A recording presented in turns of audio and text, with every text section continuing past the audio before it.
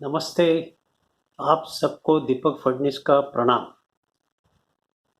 श्री संत सुखाराम महाराज को तो आप जानते ही होंगे।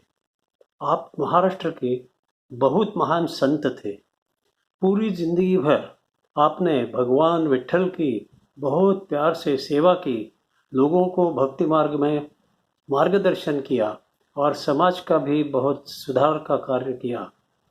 अब इस वीडियो श्रृंखला में मैं उनके रचे हुए 12 अभंगों का हिंदी में अनुवाद कर रहा हूँ। आज हम इस श्रृंखला का छठा अभंग देखेंगे। क्योंकि ये एक श्रृंखला है, इसलिए इन अभंगों को क्रमांक 1 से लेकर क्रमशः सुनना चाहिए। पहला, फिर दूसरा, फिर तीसरा, ऐसा करके अभंग को क्रमांक 6 तक आना उचित है, क्योंकि ऐसा करने से ही आपको इनका पूरा अर्थ समझ में आएगा और इससे आपको तुकाराम महाराज के जीवन की कुछ कहानियां समझेगी। इनकी अभंग गाथा के बारे में और इनके 12 अभंगों का जो रचना है, अभंगों की जो रचना है, उसके इतिहास का ज्ञान होगा। मैं इस अभंग के अनुवाद के साथ आपको उनकी जीवन की कोई घटना बताऊंगा। 12 अभंगों में बारे में सिर्फ इतना कहूंगा कि ये तुकाराम महाराज ने भगवान विष्णु के साथ वैकुंठ भवन प्रवास करते समय उन्होंने इन अभंगों की रचना की है। तो आज हम अभंग क्रमांक 6 की ओर बढ़ते हैं। प्रथम मैं इस अभंग को मराठी में पठन करूंगा। दोष रे जातील अनंत जन्मींचे, पाय त्या देवाचे न सोडावे पाय निश्चय तो करा, आळवा शारंग धरा भाव बळे, धरुनी केशव आळवा भाव बळे, पापिया न कळे काही केल्या, न कळे तो देव संत संगा वाचून, वासना जाळून शुद्ध करा मन, देहातीत व्हावे वस्तुसी ओळखावे, तुका म्हणे। यह ऐसा 5 चरण का अभंग है। अब हम प्रथम चरण का अर्थ देखेंगे। दोष रे जातील अनंत जन्मींचे, पाय त्या देवाचे न सोडावे। भगवान के चरण छूकर उन्हें कभी भी छोड़ना नहीं। मतलब है कि भक्ति भाव में उनका नाम स्मरण करते करते ऐसे कर्म करो कि जिससे भगवान आप पर प्रसन्न हो जाए। जब ऐसा आप करेंगे तब आपके पिछले अनंत जन्मों के पापों का क्षय हो जाएगा। भगवान को पाने के पहले आपके पिछले सब जन्मों का पाप नष्ट होना आवश्यक है और भगवान के नाम में भगवान की शक्ति है। नाम का जय घोष करते करते उनका नाम अभंगों में, भजन में, कीर्तन में बार बार गाने से सब पाप नष्ट हो जाते हैं। इसका एक बहुत अच्छा उदाहरण है वाल्मीकि ऋषि का।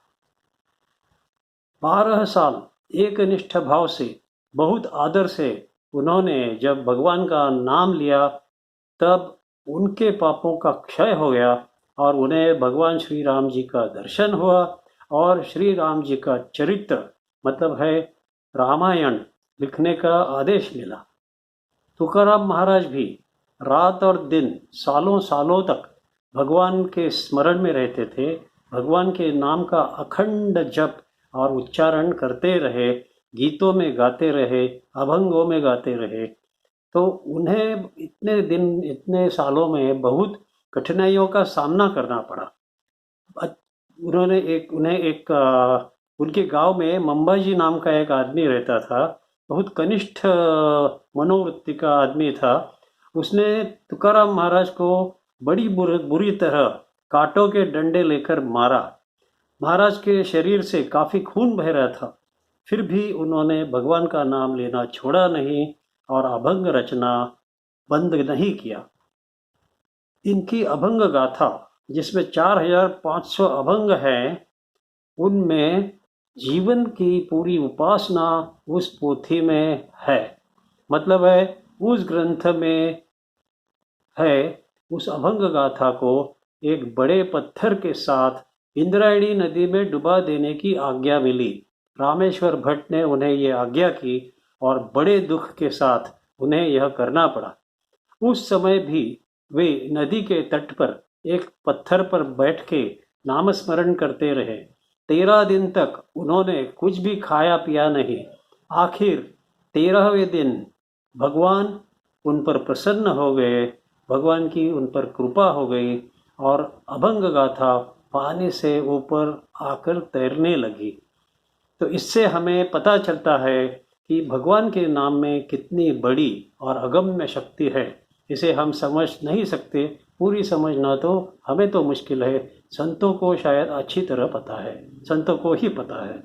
अब हम दूसरा और तीसरा चरण एक साथ लेंगे। न सोडावे पाय निश्चय तो करा, आळवा शारंग धरा भाव बळे, धरुनी केशव आळवा भाव बळे, पापियान कळे काही केल्या। अब आप ऐसा दृढ़ निश्चय कीजिए कि चाहे कुछ भी हो जाए, आप भगवान के चरण नहीं छोड़ेंगे।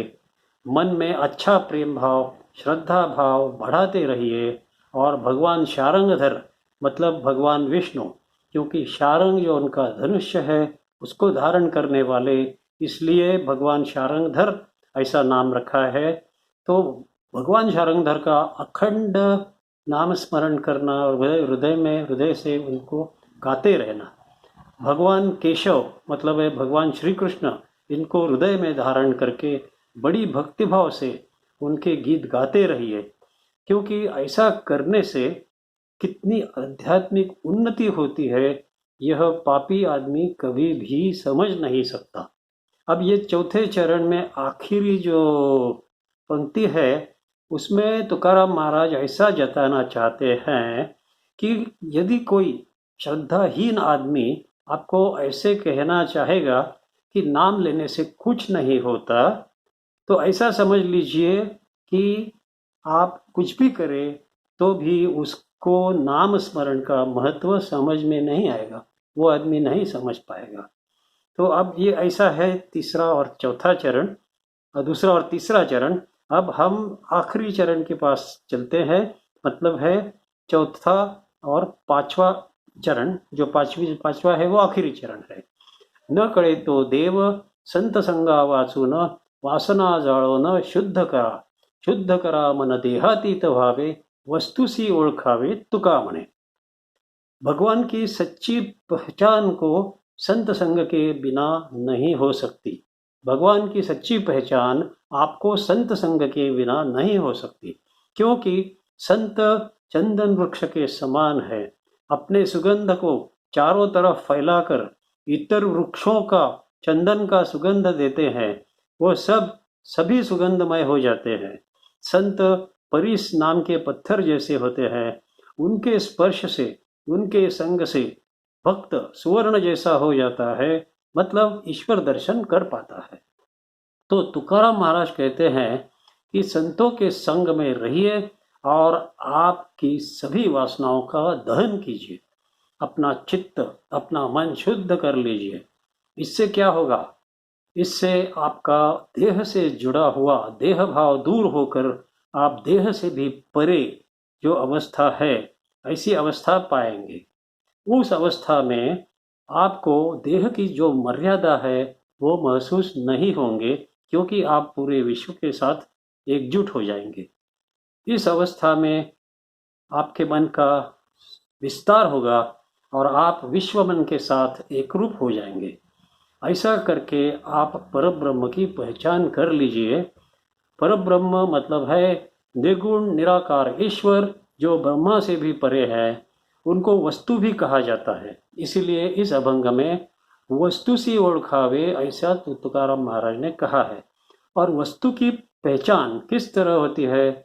तो वह खुद वस्तु बनने से ही होती है, अन्यथा नहीं। अब यहाँ पर इस अभंग का अर्थ पूर्ण हो गया। इसमें आपने देख ही लिया है कि तुकाराम महाराज ने संत संग में सदा रहना चाहिए ऐसा बहुत ही महत्वपूर्ण संदेश दिया है। वो कहते हैं कि संत संग आपको प्रत्यक्ष ईश्वर दर्शन करा देगा। ऐसे बहुत अनमोल संदेश इन 12 अभंगों में है। इन अभंगों की श्रृंखला का सभी अभंगों का क्रमांक 1 से शुरुआत करके क्रम के साथ अभंग आखिरी अभंग तक पठन और चिंतन करना आवश्यक है। अब अगली बार जब मिलेंगे तब हम अभंग 6 का अनुवाद देखेंगे। क्या आपको आज के अभंग का अनुवाद अच्छा लगा? यदि अच्छा लगा हो तो तुरंत सब्सक्राइब का बटन दबाकर मेरा इस चैनल दीपक फडणीस इसको सब्सक्राइब कर लीजिए और यह अभंग अपने दोस्तों के साथ शेयर कर लीजिए। मैं आपको धन्यवाद देता हूँ मुझे सुनने के लिए और अब हम आपकी आज्ञा लेते हैं। जय जय विठ्ठल, जय हरि विठ्ठल। पांडुरंग